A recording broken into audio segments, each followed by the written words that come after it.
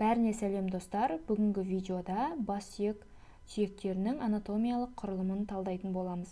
Бас сүйек краниум деп аталады және ол ми сауыты сүйектерінен және бет сүйектерінен тұрады.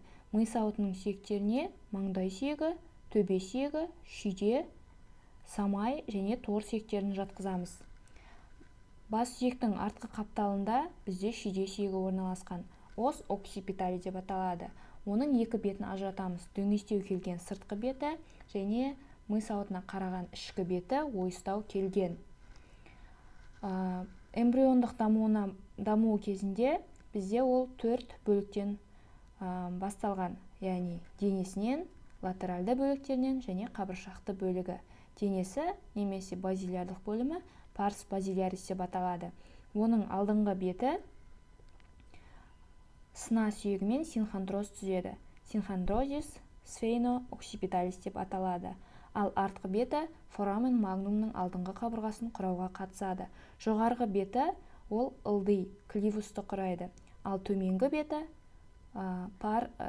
бетінде бізде туберкулум фарунгем деп аталатын жұтқыншақтық төмпешік орналасқан. Пішіні 4 пішті болып келеді.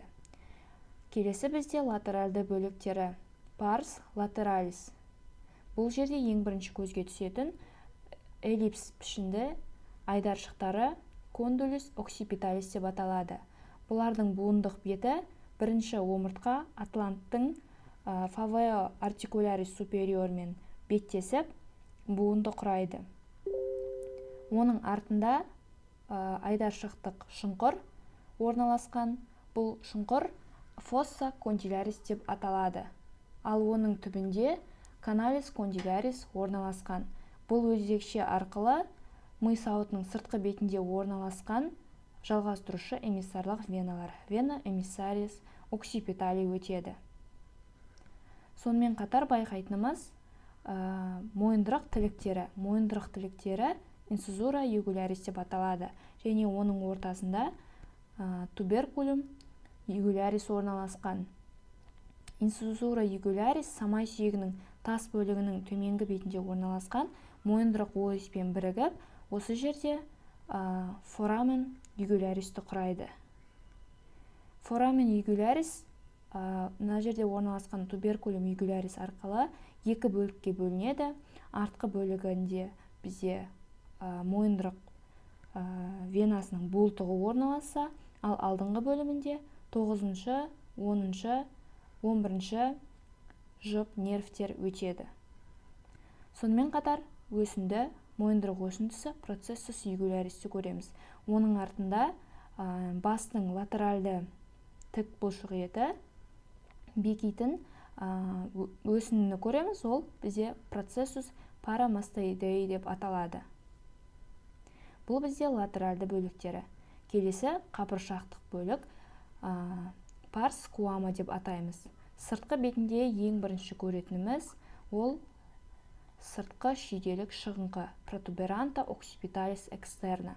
Одан горизонтальды бағытта желкелік сызық өтеді, линия нуха супериор. Және де одан жоғары желкелік тым жоғары сызықша линия нуха супрема өтеді.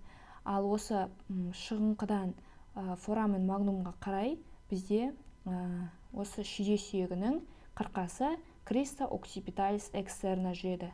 Және оның ортасында горизонтальды бағытта төменгі желкелік сызық линия нуха инфериор жүреді. Шүйде сүйегінің ішкі беті. Дәл ортасында крест тәрізді көтеріңкі эминента круциформис орналасқан. Ол қабыршақтық бөлікті 4 шұңқыршаға бөледі. Дәл сол жерде бізде ішкі шүйделік шығыңқы протуберанта оксипиталис интерна орналасқан. Одан төмен қарай форамен магнумға қарай криста оксипиталис интерна, яғни шүйде сүйегінің ішкі қырқасы жүреді. Ал сол жерден горизонтальды бағытта екі жаққа қарай көлденең қойнау, синустық көлденең қойнау өтеді. Сулькус синус трансверси. Және одан жоғары қарай бізде сагитальды синустық қойнаудың жүлгесі өтеді. Sulcus sinus sagittalis superior деп атаймыз. Дәл ортасында foramen magnum орналасқан. Ол foramen magnumды құрау үшін бізде pars basalistің артқы беті және латеральды бөліктермен pars squama атсалысады.